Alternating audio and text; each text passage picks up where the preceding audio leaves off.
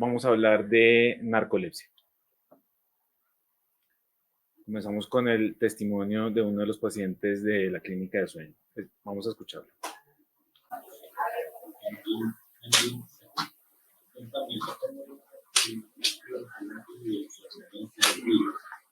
Bueno, lo que pasa es que durante la actividad que estoy realizando me comenzaba a generar mucho sueño. O sea, no es todo el tiempo, pero en ciertos momentos del día me comenzaba sueño.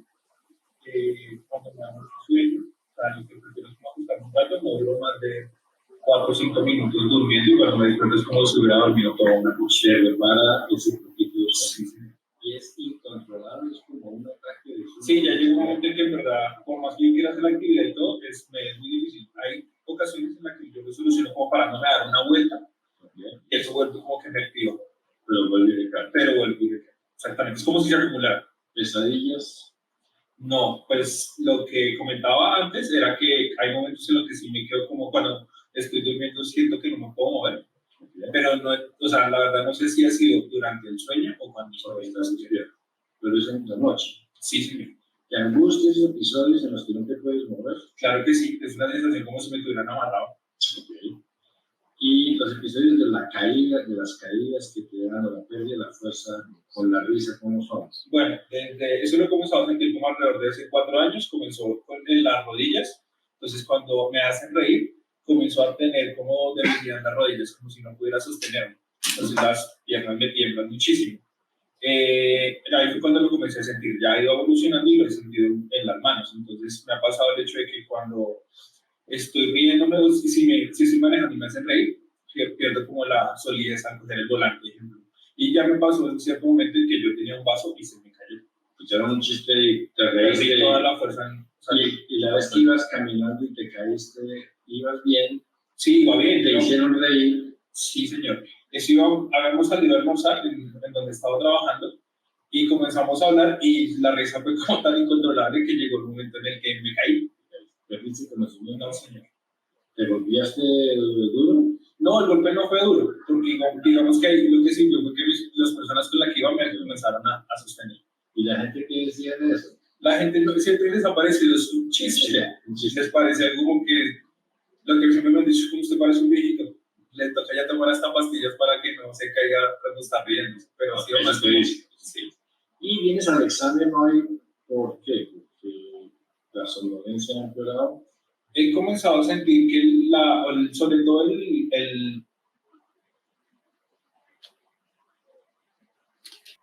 Entonces, tenemos un caso de un paciente cuya principal queja son ataques de sueño. Hace siestas cortas que son reparadoras.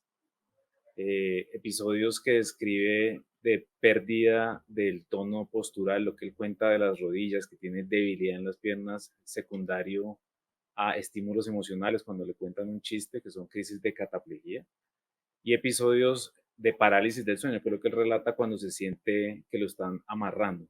Todo esto estando consciente. Entonces, digamos que juntando el relato del paciente, que es muy elocuente, con los síntomas claves de la narcolepsia, que es somnolencia y cataplejía, tenemos que hay 2 tipos de narcolepsia. La tipo 1, que es somnolencia con ataques de cataplejía, y la tipo 2, que es somnolencia sin cataplejía. El core diagnóstico básico de esta enfermedad es la somnolencia diurna excesiva, que es lo que el paciente describe como ataques de sueño, una necesidad que no puede controlar, de una tendencia a quedarse dormido durante el día. Y otros fenómenos que acompañan a la enfermedad, como la cataplejía, la pérdida del tono muscular y sin perder la conciencia, la parálisis del sueño, ¿no? Esa sensación de estar despierto pero no poder moverse ni poder respirar, el sueño fragmentado, ya que son pacientes que a pesar que tienen una queja de que duermen mucho, no tienen una buena calidad de sueño y en la noche su sueño está muy fragmentado. Y fenómenos de alucinaciones, sobre todo alucinaciones sensitivas y alucinaciones visuales, son las más frecuentes. Digamos que las alucinaciones pueden ser hipnagógicas cuando se presentan al inicio del sueño, hipnopómpicas cuando se presentan ya al final del periodo del sueño. Este es un óleo interesante de Henry Fuseli. Está en el Museo de Artes de Detroit y es un clásico en las charlas de narcolepsia y de somnolencia diurna, ya que nos muestra pues esta persona que está recostada, somnolienta. Y aquí hay dos cosas interesantes de este óleo. Una es este demonio que está sobre su pecho, que el nombre en latín es incubo, ¿sí? Que hace analogía a la parálisis del sueño. Y este caballo que está aquí a la izquierda, digamos que hace referencia a las alucinaciones de los pacientes que tienen narcolepsia. Un síntoma muy probablemente el más llamativo de esta enfermedad es la cataplejía. La cataplejía no es un diagnóstico sencillo, hay que indagarlo en los pacientes. Tiene un diagnóstico diferencial amplio. Los neurólogos vemos pérdidas de conciencia todos los días en urgencia. Dentro de nuestros diferenciales muy probablemente esté el síncope, las crisis, eventos cerebrovasculares. Y dentro de nuestra lista de diferenciales, la cataplejía probablemente no esté dentro de las primeras opciones. Sin embargo, es un síntoma que hay que indagar y que hay que buscar en los pacientes. Las crisis de cataplejía, la mayoría son parciales, no son completas, y las crisis que son parciales básicamente se caracteriza porque en el contexto de un estímulo emocional, como nos contaba el paciente cuando escucha un chiste, cuando tiene una emoción fuerte, puntualmente una emoción de contenido positivo, hace pérdida de la fuerza y debilidad en la musculatura facial y del cuello, que puede progresar a debilidad del tronco y las extremidades hasta una pérdida completa del tono postural. Muy característico que durante este episodio el paciente tenga la conciencia preservada.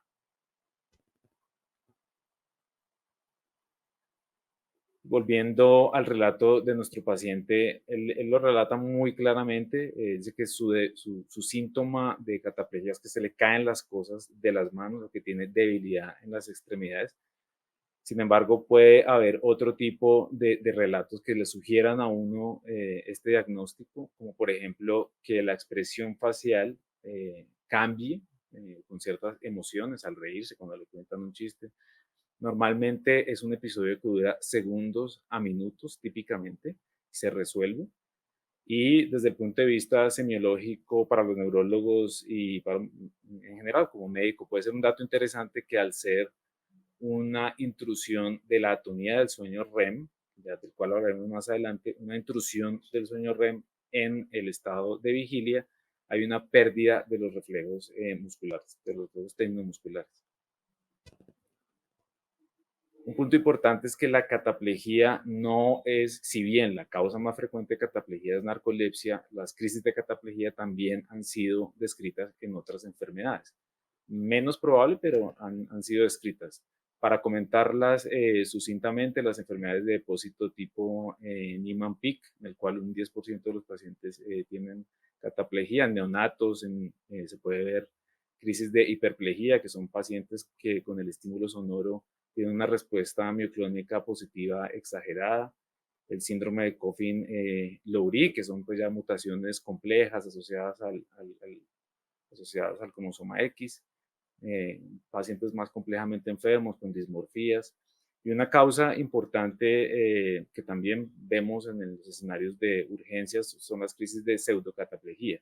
Son trastornos funcionales de pérdida de conciencia que pueden simular crisis de cataplejía. Hay algo importante y es que desde hace unos 20 años hacia acá se ha venido profundizando en la fisiopatología de esta enfermedad. O sea, ¿por qué se produce? ¿Por qué algo tan interesante desde el punto de vista fisiopatológico como complejo para los pacientes? ¿Por qué se produce esto? Y se ha descrito principalmente que en el hipotálamo, que es una zona del cerebro que está vinculada con el control de funciones básicas como el alertamiento, el hambre, el estrés. Hay unas en la parte posterior del hipotálamo, en la parte lateral y posterior, hay un grupo muy especializado de neuronas que producen unos neurotransmisores, neuropéptidos que se llaman LASE. hipocretinas u orexinas, términos que se usan de forma indiferente. Y en la narcolepsia hay una pérdida de ese número de neuronas que producen las hipocretinas. Entonces aquí, por ejemplo, en esta imagen, lo que vemos es lo normal, digamos, este es un corte del hipotálamo. Entonces aquí estas manchitas negras que podemos ver son las neuronas que producen hipocretinas en la foto de la derecha, y en la izquierda es cómo se ve en un paciente que tiene narcolepsia, y es que se pierde ese grupo neuronal. ¿Qué hace ese grupo neuronal? Bueno, las orexinas y la parte posterior del hipotálamo es en parte como una directora de orquesta del mecanismo de alertamiento del cerebro. Entonces, en esta diapositiva lo que podemos ver es que al haber, lo que normalmente ocurre es que las orexinas o hipocretinas del hipotálamo estimulan ciertos núcleos del tallo del cerebro.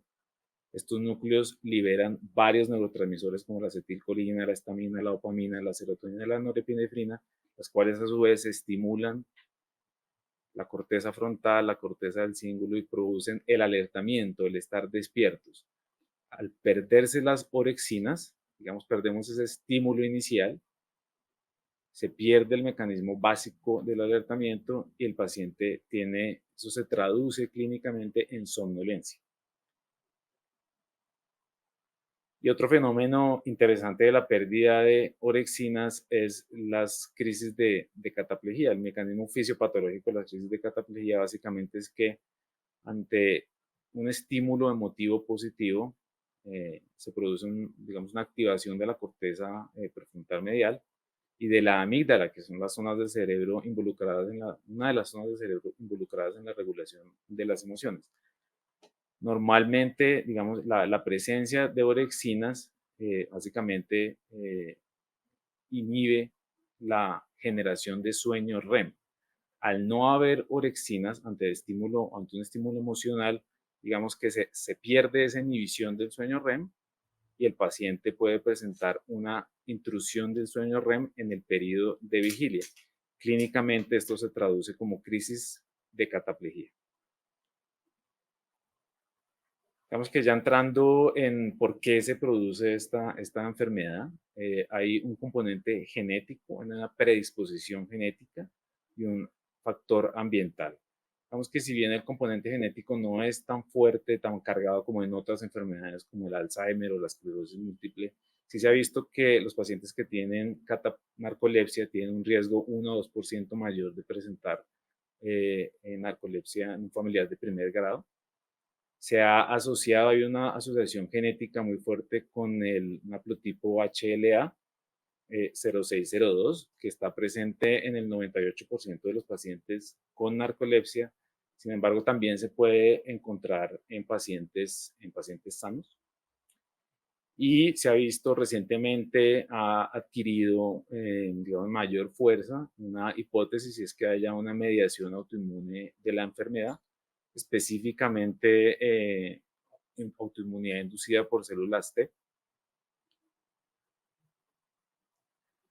Esto se ha visto porque, digamos, en China, por ejemplo, ha habido aumento en los casos de narcolepsia después de periodos de picos de enfermedades gripales, específicamente en el invierno. También en el 2010 hubo un aumento en los casos de narcolepsia después de la vacunación contra el virus de la influenza H1N1, principalmente en países escandinavos. Y esto dio origen a la hipótesis de que probablemente había un estímulo autoinmune que hacía que se destruyeran, el sistema inmune destruyera las células productoras de hipocretinas en el hipotálamo. Sin embargo, pues esta es una hipótesis aún, está basada en series de casos, en episodios muy específicos, y actualmente no hay una evidencia causal específica de un origen autoinmune de esta enfermedad. Otro punto a tener en cuenta es que si bien en la narcolepsia clásica tipo 1 y tipo 2 el origen es una pérdida de las células que producen las orexinas, también esta puede ser secundaria, puede haber narcolepsia secundaria a otro tipo de lesiones del sistema nervioso. las lesiones que vemos más en el día a día de la clínica, que son ACVs, por ejemplo, esclerosis múltiple, encefalitis, cualquier cosa que comprometa estructuralmente el aspecto posterior del hipotálamo, incluso en el campo de la neuroinmunología que está tan en boga ahora, se han descrito episodios encefalitis autoinmunes, específicamente anticuerpos anti-N-metil de aspartato, cuya clínica es síntomas de psicosis con narcolepsia. Esta enfermedad, si bien es considerada una enfermedad en general rara, entre comillas, tiene una prevalencia que no es despreciable, sigue siendo menos de 0.1% de la población. En Estados Unidos alcanza el 0.18% de la población. Se dice que puede ser tan frecuente como la esclerosis múltiple, sin embargo hay una tendencia al infradiagnóstico. Más o menos 1 en 3.000 personas de la población general puede tener narcolepsia. Un punto importante es que la narcolepsia tipo 2 es más frecuente que la tipo 1. Recordemos, y hablando nuevamente del caso de nuestro paciente, el testimonio de nuestro paciente, él tiene narcolepsia con cataplejía, que es la menos frecuente, que es la tipo 1. La tipo 2 es más frecuente y probablemente sea el escenario clínicamente más errático porque son pacientes que se quejan más de somnolencia y no tienen crisis de cataplejía, que es lo que hace muy característica esta enfermedad. Una cosa importante es que es una enfermedad que inicia en personas jóvenes. Inicia en promedio entre los 10, 20, 25 años. Pacientes mayores se puede ver, en niños también está descrita, sin embargo, el rango de edad es la adolescencia y temprana adultez. Entonces, ¿en qué nos basamos para hacer el diagnóstico de esta enfermedad? Volviendo al relato de nuestro paciente, el relato de la somnolencia es muy característico. Las crisis de cataplejía con pérdida del tono muscular, con secundaria a estímulos emocionales positivos. Eso básicamente es el core del diagnóstico clínico. Y si a eso le sumamos pruebas que soporten nuestro diagnóstico, como el test de latencias múltiples y los niveles de orexinas en líquido cefalorraquídeo. Básicamente este último es más de interés investigativo y tiene mayor utilidad en narcolepsia tipo 1. La latencia y la clínica es lo que hacemos con lo que hacemos el diagnóstico en el día a día. Entonces, ¿de qué se trata un test de latencias múltiples de sueño? Pues básicamente es un test que soporta y confirma el diagnóstico. Esto consiste en conectar al paciente a un estudio de polisomnografía durante el día y hacer un registro de siestas de 20 minutos separadas, cada una de ellas en lapsos de 2 horas. Entonces, aproximadamente un paciente pasa la noche en el laboratorio, se hace un polisomnograma nocturno previo habitualmente para garantizar que tenga buen sueño la noche anterior, ver que no tenga, por ejemplo, apneas del sueño que expliquen la somnolencia al otro día. Y al otro día el paciente está todo el día en el laboratorio. Durante ese día se hacen siestas, por poner un ejemplo, a las 8 de la mañana, a las 10, a las 12, a las 2 de la tarde, y se le da la oportunidad al paciente de dormir durante esos 20 minutos. ¿Y qué se quiere ver en esas oportunidades de sueño? Pues básicamente hay 2 datos de interés. El primero es la latencia media de sueño, que es el tiempo en que tarda en aparecer la primera época de sueño del paciente. Se ha visto que pacientes con narcolepsia, digamos, para confirmar la narcolepsia generalmente son 3, 5 minutos, aunque menos de 8 minutos se confirma, se objetiva que el paciente tiene una somnolencia, un hipersomnio. Y el otro dato, el segundo dato importante, es la aparición de periodos de sueño REM en cualquiera de esas 4 o 5 siestas. Cuando hay más de 2 episodios de sueño REM que se conocen como SOREM o sus siglas en inglés, pues básicamente esto es confirmatorio de narcolepsia. Muy importante con este estudio es interpretarlo en el contexto clínico del paciente, volviendo al caso de nuestro paciente, hipersomnio, cataplejía, alucinaciones. Esto es lo que hacemos en el laboratorio de sueño en un test de latencias múltiples. Básicamente aquí se ve una época de sueño, estos son 30 segundos. Lo que tenemos acá es un registro de electroencefalograma. Aquí estos primeros cuatro canales, canales de registro arriba en la pantalla. Y aquí, por ejemplo, esto que se ve azules son los movimientos de los ojos y acá este EMG es el movimiento del mentón. Entonces, básicamente aquí tenemos un paciente que está despierto, está alerta, está parpadeando, por ejemplo, ¿sí? Con un ritmo alfa, que es el ritmo normal de la vigilia. Aquí tenemos una primera época de sueño en la que vemos que el registro de la parte de arriba, digamos, se va atenuando, ya se ve alguna actividad más lenta del cerebro que se conoce como teta, unas ondas, digamos, que nos sugieren que el paciente se está quedando dormido, estos movimientos oculares lentos, es una primera etapa de un sueño superficial. Aquí ya vemos actividad más específica de sueño, que son estas ondas, estas punticas que se ven hacia arriba, que son complejos K, seguidos de usos de sueño, que es, digamos, una actividad del tálamo y de la corteza cerebral, ¿ya? Pues indicativa que la persona está dormida. Deja de mover los ojos, está quieta, como uno está dormido. Y aquí vemos un dato de interés, digamos, la imagen de interés en test de latencia es la aparición del sueño de movimientos oculares rápidos, el sueño REM. Entonces, aquí vemos una atenuación del trazado, la aparición de movimientos oculares, que son estas deflexiones que vemos en el registro de los ojos, estas rayitas, digamos, para los que no están familiarizados con esto, estas rayas azules son los movimientos de los ojos cuando la persona entra en sueño REM, está soñando, y la pérdida del tono muscular en el registro del electromiograma. Digamos, esto básicamente es sueño REM. Si en cualquiera de las 5 oportunidades de sueño no ve la aparición de este sueño REM, esto es confirmatorio de narcolepsia, en el contexto clínico adecuado, por supuesto. Volviendo al caso de nuestro paciente, entonces digamos, estas son las latencias múltiples de él. Aquí lo que vemos básicamente pues, es que se hicieron 5 siestas y el paciente pues en la primera se quedó dormido a los 2 minutos, en la segunda a los 5 minutos, en la tercera a los 4, al 1. Y presentó en 2 de ellas, en la segunda siesta y en la quinta, aparición de sueño REM. Entonces, básicamente, pues esto nos confirma lo que ya sospechamos, es que este paciente tiene una narcolepsia. Volviendo al diagnóstico, tenemos la clínica, el estudio de las latencias múltiples y los niveles de hipocretinas y orexinas en líquido cefalorraquídeo. Digamos, tiene sentido pensar que si el problema de esto es que no hay estos neuropéptidos, pues midámoslos en la sangre o en el líquido cefalorraquídeo. Pues básicamente esto ha tenido más un interés investigativo que clínico. Los niveles bajos de narcolepsia en líquido cefalorraquídeo se han asociado a narcolepsia tipo 1, que tiene cataplejía.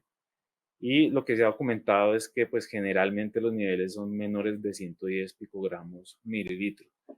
Digamos que, ¿por qué digo que esto tiene interés más investigativo que clínico? Porque esto es un examen dispendioso, probablemente no se puede hacer de rutina y para obtener líquido cefalorraquídeo hay que hacer una punción lumbar, lo cual es algo invasivo con el paciente.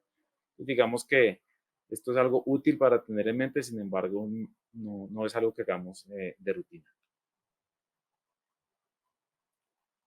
Entonces, con respecto ya al tratamiento de la enfermedad, tenemos que hay, como en la gran mayoría de cosas en neurología, en medicina, medidas no farmacológicas y medidas farmacológicas. Dentro de las medidas no farmacológicas, digamos, lo primero es la higiene del sueño, digamos, mantener una rutina de acostarse, tratar de acostarse a la misma hora, tratar de tener un entorno adecuado de sueño. Y estos pacientes generalmente tienen siestas que son reparadoras. Y lo que se puede hacer es programar esas siestas y que no sean, que sean cortas y que sean un entorno, digamos, seguro para el paciente. Esto puede ayudarle con la fragmentación del sueño durante la noche. Una cosa, pues, digamos que más de sentido común es que estos pacientes, específicamente por la somnolencia y aquellos que tienen crisis de cataplejía, pues tienen que tomar ciertas precauciones en su vida, puntualmente precauciones al conducir. No hay una legislación específica en Colombia para esto, pero se recomienda que estos pacientes, en la medida que no estén controlados de su enfermedad y no estén, digamos, mejorados de la somnolencia, eviten conducir. Y dentro del manejo farmacológico, pues básicamente lo que se tratan son los síntomas. Digamos, en este momento no hay una cura específica para la enfermedad. Digamos, en animales hay estudios de administración de orexinas, que digamos sería lo más lógico, como en el Parkinson, por ejemplo, que hace falta dopamina, pues damos fármacos dopaminérgicos. Digamos, en este caso, el tema de dar orexinas todavía no es algo que esté madurado, está en un entorno investigativo. Lo que se tratan son los síntomas, puntualmente. El síntoma más molesto, número uno, es la somnolencia. La cataplejía y la parálisis del sueño, como son fenómenos de sueño, generalmente comparten una misma línea terapéutica. Y la fragmentación de sueño es otro punto. Entonces, ¿qué se da para la narcolepsia puntualmente? Para el síntoma de la somnolencia diurna excesiva, hay varias opciones terapéuticas, puntualmente las que tenemos acá en Colombia, el modafinilo y el armodafinilo. Digamos que la diferencia entre estos dos medicamentos es la vida media. El armodafinilo generalmente tiene una vida media un poco más prolongada, se toman 2 veces al día. Generalmente son fármacos muy bien tolerados, pueden producir algo de cefalea, ansiedad, insomnio. El metilfenidato es otro fármaco que usamos para la somnolencia excesiva. Es un fármaco, es la Ritalina, que es un fármaco viejo conocido. También se toma 2 veces al día y digamos que es un fármaco que hay que usar con cuidado porque si bien generalmente es bien tolerado, potencialmente puede producir psicosis, manía, efectos secundarios cardiovasculares. Una ventaja y es que es más económico y asequible. Y para la cataplejía puntualmente pues se dan medicamentos que disminuyen el sueño REM, antidepresivos como la venlafaxina, la fluoxetina. Aquí en Colombia no tenemos primipramina, pero hay imipramina. Y digamos que dentro de las nuevas líneas terapéuticas, algo que le funcione a ambos síntomas, somnolencia y cataplejía, pues está el oxibato sódico. Desafortunadamente no lo tenemos acá en Colombia, pero pues es un medicamento para tener siempre en mente. En Estados Unidos, en Europa se consigue, es un medicamento controlado porque tiene un potencial de abuso, pero es algo interesante. Y de medicamentos nuevos tenemos 2 medicamentos nuevos puntualmente, actualmente aprobados por la FDA para el tratamiento de la enfermedad, como el Sorianfetol. Básicamente esto es un inhibidor de la dopamina, de la recaptación de la dopamina de la norepinefrina, está indicado en narcolepsia tipo 1 y 2. Y el pitolisant, que básicamente a través de un mecanismo de antagonismo del receptor de histamina aumenta los niveles de histamina, está indicado en ambos tipos de narcolepsia y ambos medicamentos sirven para tratar los dos síntomas, somnolencia y cataplejía. Yéndonos a la hipótesis autoinmune de la enfermedad, en algunas series de casos de narcolepsia post-infecciosa o post-vacunación, se ha tratado con inmunoglobulina, con clonaféresis, esteroides, incluso hay algunos casos con anticuerpos con biológicos, anticuerpos monoclonales.